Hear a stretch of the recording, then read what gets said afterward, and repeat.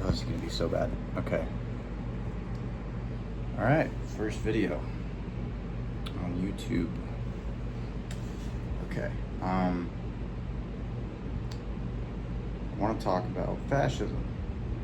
What is fascism? How do we identify what fascism is? A lot of people have been saying that Trump is a fascist. People in European population are fascist. The term of fascism is constantly used in political discourse. So what exactly is it? I will be using Andrew Haywood's Political Ideologies. This is the 6th edition of it. On page 194, he gives the introduction for fascism, chapter 7. He says that the defining theme of fascism is the idea of an organically unified national community embodied in a belief in strength through unity. And he says that the individual in a literal sense is nothing, and that the individual identity must be entirely absorbed into the community or social group. So, what does that mean? In some regard, you could look at the beginning features of fascism, or the beginning political people in fascism are Benito Mussolini and Giovanni Gentile. Giovanni Gentile and Benito Mussolini used to be Hegelians, or also associated with Karl Marx. And Karl Marx had attributed Marxism and obviously associated with socialism and communism. One of the defining features of fascism is the fact that fascism actively goes against the individual, like it said in Haywood's book. There is no individual. The defining feature of fascism is called fasci, or the root word of fascism is fasci, which is a stick that can easily break, but if it's bundled together in a bunch of tightly confined sticks, then it is very hard to break. And that is essentially what fascism means, is the unification of the state or of the people through whatever the state wants, whatever the state needs. So a specific set of needs for the state. That could be whatever it is, imperialization, stripping of natural resources, things like that. There are a lot of key similarities that you could attribute fascism to communism and socialism and so on. Communism is a collectivist movement like fascism. However, rather than eventually eliminating social classes or eventually eliminating social struggles, like communism promotes, by distributing wealth and equality for every person, and you don't necessarily have a job and a social position, etc., etc. Fascists believe that there are social movements, there are social classes, there are social struggles. One of the key aspects of fascism is struggle. When it comes to Adolf Hitler used struggle through natural selection, through social Darwinism. He believed in the nature of the spirit of the Aryan blood. So if you did not have this blood, however, he would determine it by skull size. He did that with black people a lot of the time. That theory and of eugenics processes, that if you had a bigger skull capacity yet you had a smaller brain, they believed that Neanderthals were that of black people. So that used to be a very common slur that would be used during political discourse. It allowed for our own American oppression as well, and of course with religion and things like that. Fascism is a religion. Fascism promotes a spiritual essence about it. It has a spirit attached to it, which is attached with Hegel. I had mentioned the Hegelian process, And Hegel believes in a thing called the absolute spirit, or the phenomenology of spirit. He also, in the German, it is called Geist, which is translated into spirit. Now, with that, you can't really attribute Hegel to directly promoting fascism. More than likely, he wouldn't have wanted fascism, though he, was a very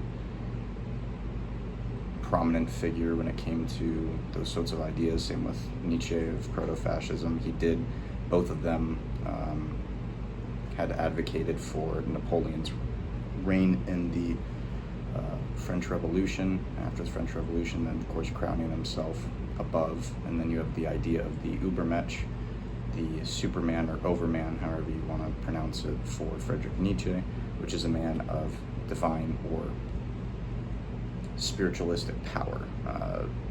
So it's kind of how Adolf Hitler had promoted himself, how Benito Mussolini had promoted himself, is that these people are, they have a certain essence to them.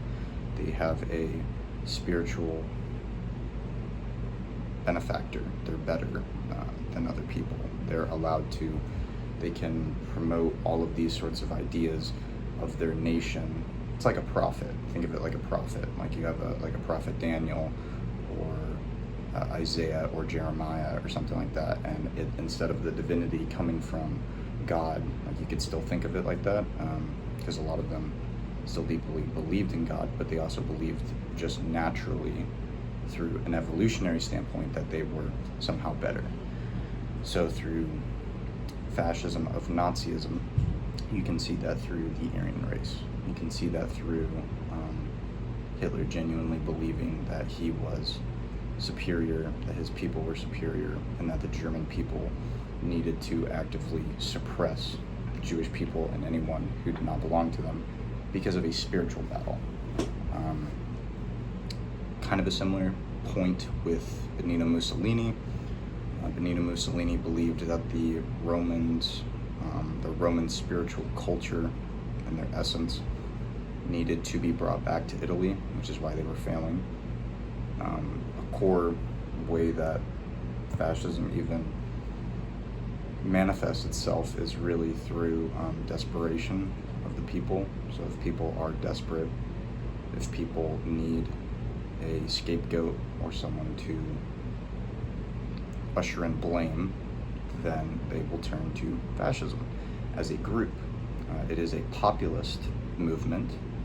So if you have, the true people, whatever that is, the true people, and then you have the elite who is corrupting the people. So in the sense of Benito Mussolini, it was the communists, socialists. Same with Hitler, it was the communists, the socialists. He also believed that it could be attributed to the people that sent him to war, the European movements, the democratic movements, the liberal movements, the conservative movements, communist movement, all of those movements, they were attributing to Italy's deterioration, and that was through within World War I, of not receiving a lot of their territories. Their economy was destroyed.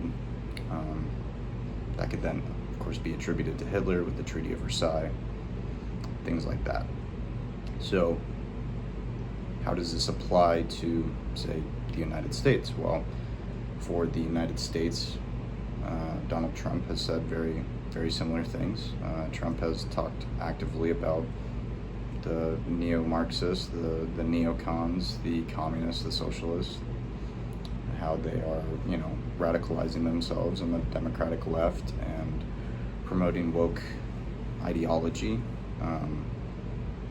that are systematically destroying, white people. We talked about with South Africa that there's a white genocide happening, even though there is no reported evidence that is actually true. What else you could attribute to his problems when it comes to going after political opponents? He goes after political opponents continuously with Kamala and Tim Walz. He believes in that the media is mainly fake news, which, sure, they fabricate news all the time. They have misguided information. Sorry, I'm getting a call. There we go. Misguided information all the time. There's plenty of instances where, Trump has said that CNN is fake news, that MSNBC is fake news, CNN, all of them, NBC, are all fake, woke-minded ideologies who, don't promote the truth. But then he'll, back out with Fox and said that, all other funding should be cut for these mass media corporations and things like that. I would agree, I guess, to some extent, of mass media falsifying information, but that's on the left and the right. They both do the same thing in order to meet their quotas. If stories aren't necessarily interesting, then you just fabricate. It's naturally what people do. A lot of our coverage when it comes to Palestine and Israeli conflict does not actively show the IDF's genocide of removing more than half of the hospitals or more than half of universities and killing people right there in the streets, and because to them it's a justification of October 7th, and you can promote that, and then you can directly attribute that as well to Trump's previous administration through his accords of the Abrahamic Accords of moving the embassy of Jerusalem to Israel, which was a declaration of war in and of itself.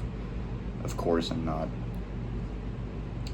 contributing to Hamas or promoting Hamas's horrific behavior, nor am I promoting any of the other Islamic terrorist groups and organizations that have created themselves and manifested themselves. I'm just saying that the aggravation of those groups has drastically been shown, and has allowed for thousands and thousands of people to be murdered on an unprecedented scale. It's the most documented genocide that we've ever seen, and people still deny it, just like the Jewish Holocaust. So,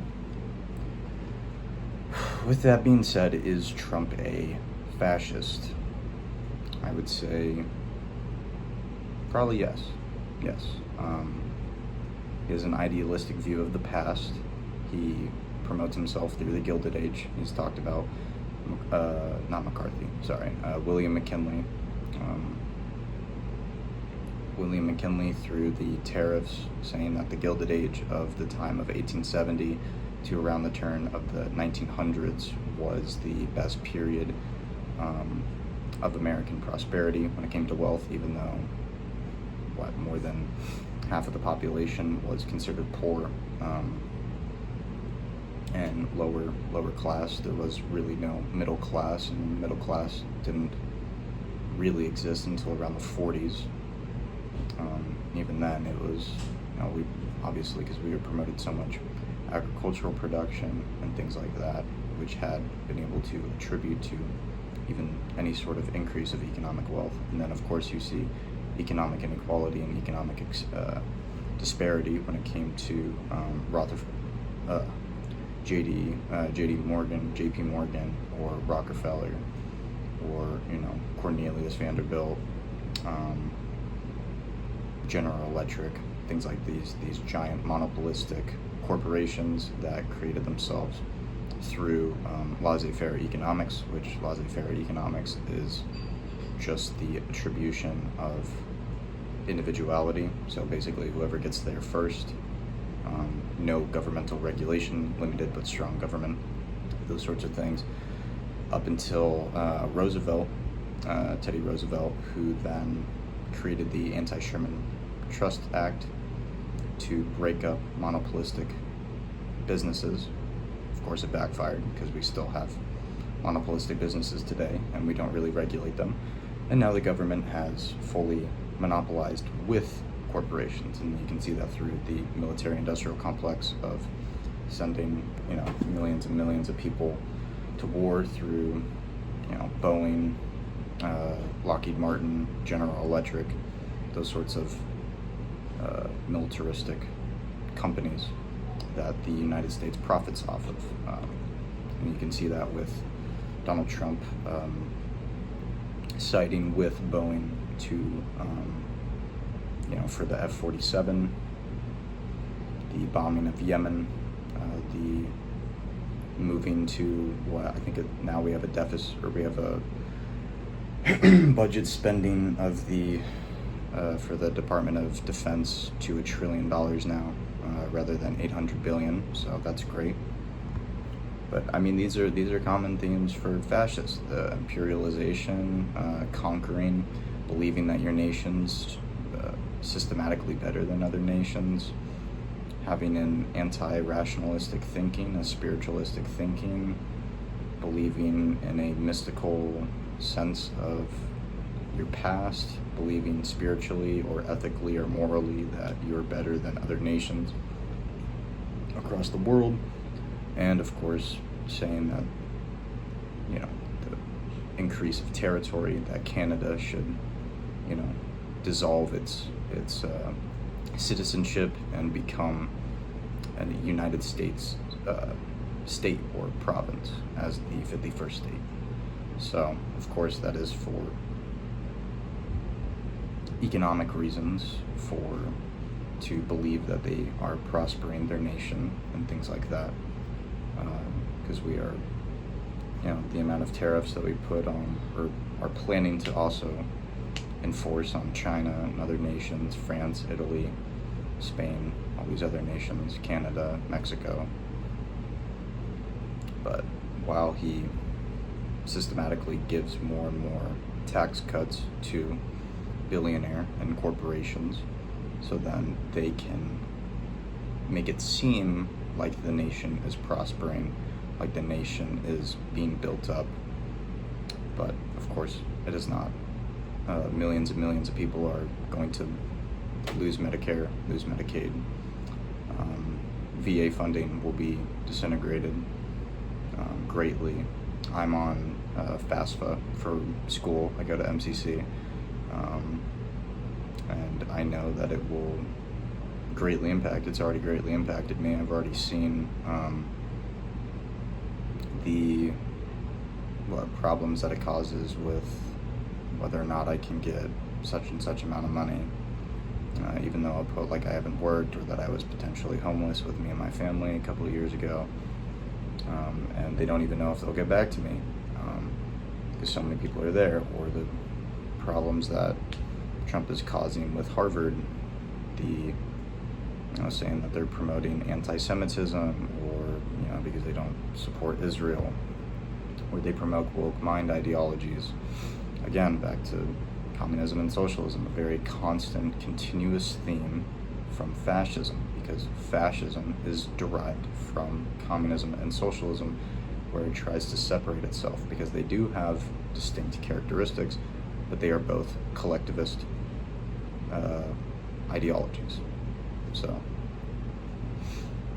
with that being said, it was more of just a kind of a rant, just to get it out there, I guess. My first video, so it's very awkward, I know.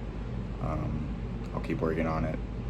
No editing, so we'll see. I'm just recording on my phone. But have a good day. See you guys later. I'll report soon. All right, bye.